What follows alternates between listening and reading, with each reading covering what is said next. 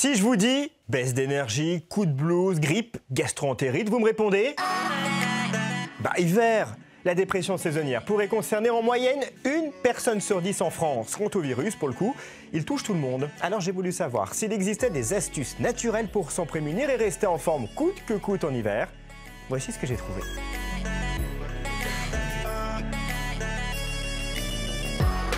Si vous vous sentez démoralisé, fatigué, c'est peut-être une dépression saisonnière. Le traitement de référence dans ce cas-là, c'est la luminothérapie. Celle-ci consiste à s'exposer à une lampe spéciale diffusant une lumière de forte intensité.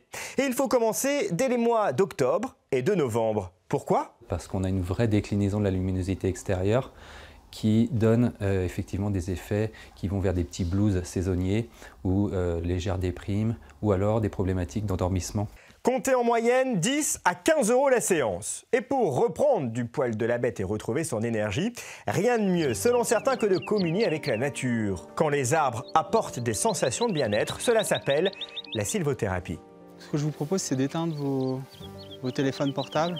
Comme ça, on est vraiment dans l'environnement et on n'est pas perturbé par les ondes. Oui, je serre l'arbre, j'essaie de sentir au maximum les odeurs, sa présence. On sent une force folle, quoi, majestueuse. Le hêtre a des vertus relaxantes, là où l'épicéa a plus de vertus tonifiantes, on va dire. Donc à travers les huiles essentielles qui sont émises par les arbres pour se défendre contre les mousses et les lichens et tout l'environnement qui peut nuire à sa santé. Et puisque nous sommes en pleine nature, restons-y et parlons d'un produit 100% naturel aux multiples vertus, la spiruline. Alors c'est en fait une petite algue qui pousse dans les eaux chaudes des lacs en Inde, au Tchad et au Mexique, et ici, en Loire-Atlantique, où une entreprise a reconstitué les conditions nécessaires à sa production. 50 fois plus puissant que notre propre antioxydant, et donc il aide en fait l'organisme à se booster au niveau de l'immunité, il aide au niveau sportif à la récupération, il a une propriété un petit peu similaire à l'EPO, donc en fait il booste aussi la production de globules rouges. La spiruline qui a toutefois ses détracteurs. Selon certains, une alimentation équilibrée entraînerait les mêmes bienfaits et son traitement pose question aux scientifiques. On n'est pas sûr que sécher, la spiruline conserve tous ses micronutriments. Alors, autre produit 100% naturel et aux bienfaits bien connus, le miel. Si l'apithérapie soulage des douleurs par l'intermédiaire de massages, le miel permettrait également de se prémunir des virus hivernaux.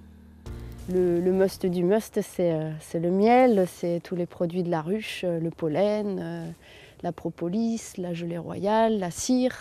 Ça va protéger aussi bien de la grippe que des rhumes, que tout un tas de pathologies. C'est vraiment un aliment qui est complet. Vous voilà paré pour passer l'hiver en toute sérénité, même si selon certains naturopathes, les virus auraient du bon. C'est un bon moyen en fait de vider ses poubelles qu'on a accumulées toute l'année et on se fait une bonne grippe, une bonne gastro. Certes, c'est très désagréable, très inconfortable, mais vraiment salutaire. On a au moins l'énergie d'éliminer en fait ce qu'on a accumulé.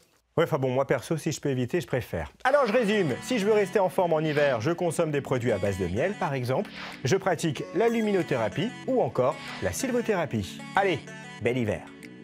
Allez Greg, tu viens? On va courir tout nu dans la nature. Si c'est bon pour ma santé, moi je veux bien.